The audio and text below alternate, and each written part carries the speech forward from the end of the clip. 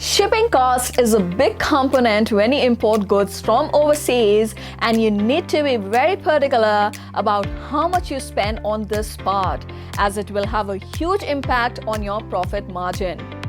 In this video, I'm going to reveal top 3 ways you can cut down your shipping costs when sourcing from India for your e-commerce business. So stay tuned.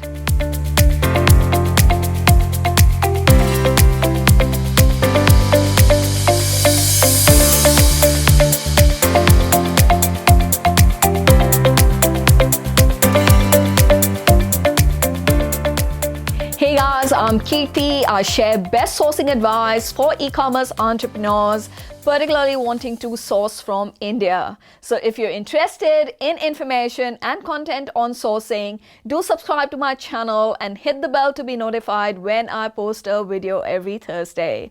If you would like to know more about the products that you can source from India, do grab the free guide that I have written that has this useful information. Download using the link given below in the description. So let's dive into today's topic and find out top 3 tips to cut down your shipping cost when importing for your e-commerce business. The first and my top tip is to choose the right mode of transport for your goods.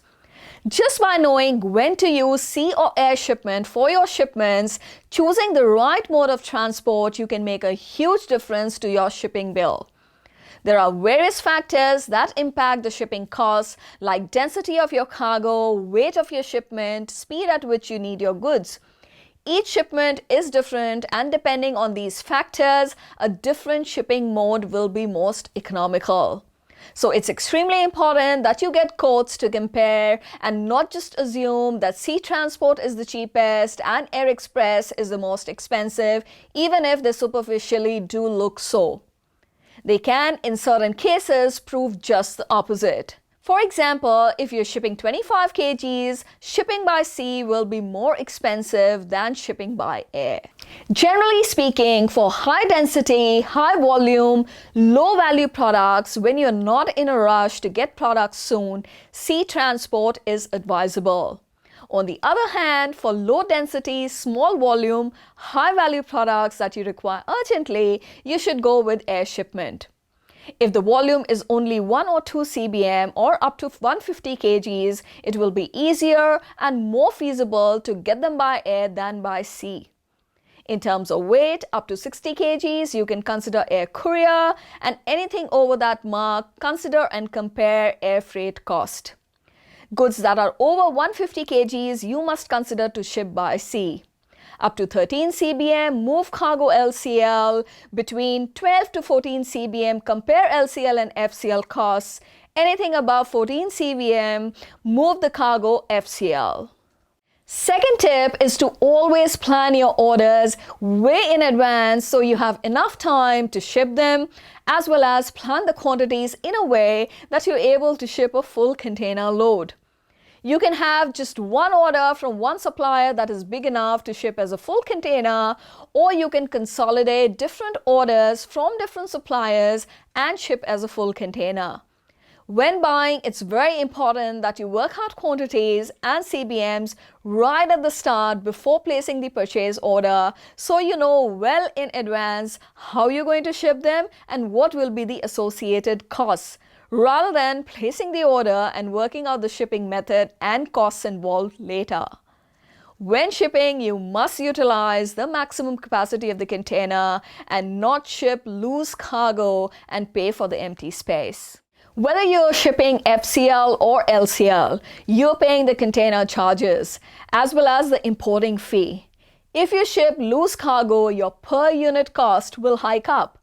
On the other hand, the shipping cost per unit will be lowest per unit when you're shipping full container.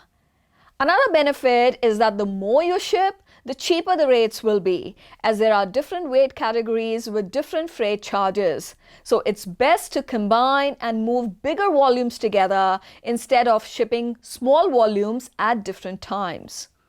Third tip is to plan your shipment well in advance and try to move it during non-peak season. Shipping costs can significantly go up during the peak season, and it's also the worst time to ship with regards to how much it will cost as well as the space availability and transit times. It doesn't matter whether the mode is sea or air. Peak time costs are very expensive and can very easily destroy your profit margin as well as take a longer time due to space crunch. Globally, from September to January, it's peak season that must be avoided if you wish to cut down shipping cost. Non-peak rates are much better, there is space availability, and you can easily avoid peak season surcharge. So it's advisable to plan production of your orders accordingly. Also, the booking needs to be made well in advance. The costs are very volatile, particularly with air freight, and if you book at the last minute, there are high chances that you will be paying a lot more. So guys, these are the top 3 tips that can significantly lower your shipping costs and help you increase your profit margin. Do let me know and comment below if you found the video helpful. If you like the video, hit that like button and be sure to subscribe and share with your friends. Do connect with me on Facebook, Instagram and Pinterest page using the links below if you would like to get more information on sourcing from India. If you're looking to source from India but not very sure about the product categories and what exact products you can source from there, I have written a guide on the product categories and top hot products you can source from India. Do go ahead and grab the guide using the link in the description. I will see you soon in the next video.